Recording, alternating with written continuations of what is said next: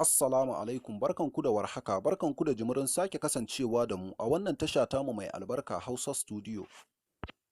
Tsohon shugaban ƙasar Najeriya Goodluck Ebele Jonathan ya yi kira akan a saki Aung San Suu, shugabar ƙasar Burma wadda aka yi wa juyin mulki a shekaran jiya-jiyan nan. Mai sauraro kar ka manta ka yi ƙoƙari ka danna mana alamar liking da kuma subscribe domin ƙara mana ƙwarin gwiwar kawo muku sababbin shirye-shirye. Tsohon shugaban ƙasar Najeriya Goodluck Ebele Jonathan ya yi kira da sojojin da suka yi juyin mulki a Myanmar da su saki jagorar ƙasar, wato Aung San Suu Kyi.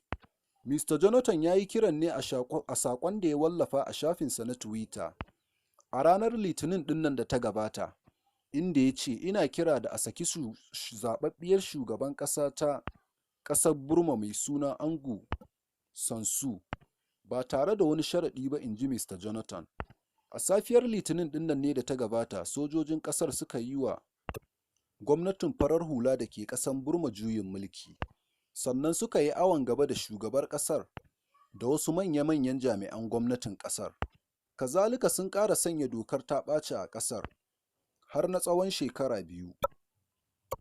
Bayan jin wannan martani da Mr. Jonathan ya yi akan wannan tsohuwar shugaban ƙasa ta ƙasar Burma, kazalika shugaban ƙungiyar Boko Haram wato Abubakar Shekau ya yi wani raddi mai zafi akan abin da aka yi wa wannan shugabar ƙasa ta ƙasar Burma. Ya ƙara jaddadawa gwamnatin Najeriya cewa kamar fa yanda aka yi a ƙasar Burma yana nan ba da daɗewa ba sai ya ƙwaci gwamnatin Najeriya ta ƙarfin tsiya.